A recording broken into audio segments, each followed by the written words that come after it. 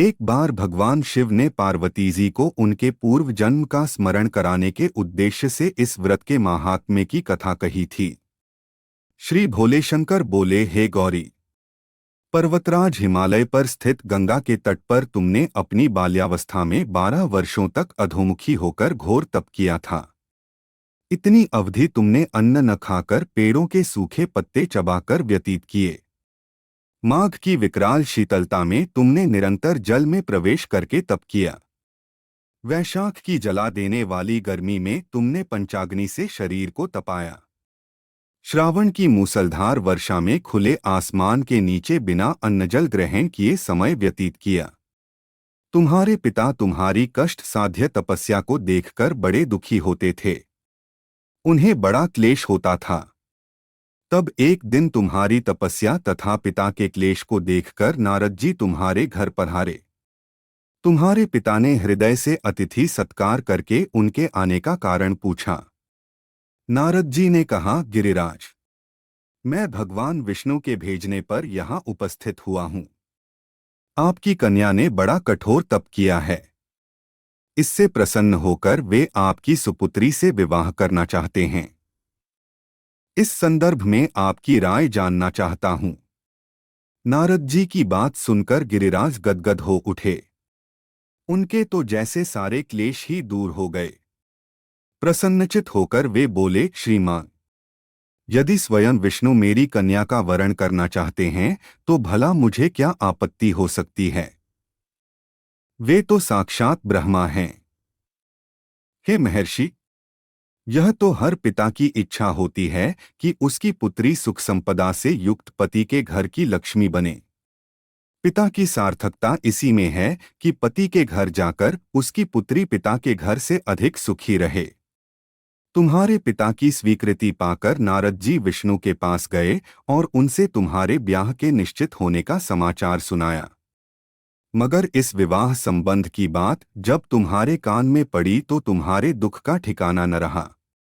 तुम्हारी एक सखी ने तुम्हारी इस मानसिक दशा को समझ लिया और उसने तुमसे उस विक्षिप्तता का कारण जानना चाहा। तब तुमने बताया, मैंने सच्चे हृदय से भगवान शिवशंकर का वरण किया है, किंतु मेरे पिता ने मेरा विवाह विष्णु जी से निश्चित कर दिया। मैं विचित्र धर्म संकट में हूँ। अब क्या करूं? प्राण छोड़ देने के अतिरिक्त अब कोई भी उपाय शेष नहीं बचा है। तुम्हारी सखी बड़ी ही समझदार और सूझबूझ वाली थी। उसने कहा, सखी, प्राण त्यागने का इसमें कारण ही क्या है? संकट के मौके पर धैर्य से काम लेना चाहिए। नारी के जीवन की सार्थकता इसी में है कि पतिरूप में हृदय से जिसे एक बार स्वीकार कर लिया, जीवन पर्यंत उसी से निर्वाह करें।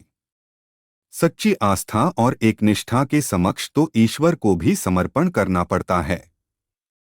मैं तुम्हें घनघोर जंगल में ले चलती हूँ, जो साधना स्थली भी हो और जहाँ तुम्हारे पिता तुम्हें खोज भी न पाएं। वहाँ तुम साधना में लीन हो जाना। मुझे विश्वास है कि ईश्वर अवश्य ही तुम्हारी सहायता करेंगे। तुमने ऐसा ही किया।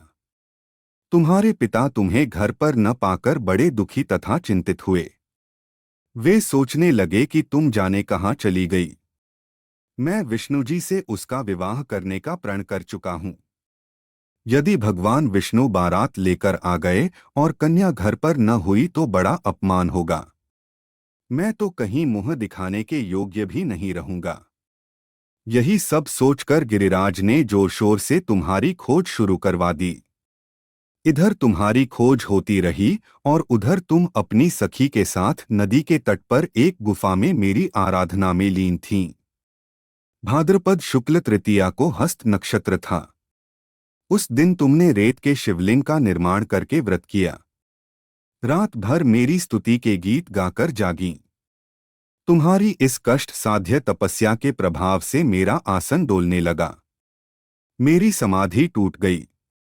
मैं तुरंत तुम्हारे समक्ष जा पहुंचा और तुम्हारी तपस्या से प्रसन्न होकर तुमसे वर मांगने के लिए कहा।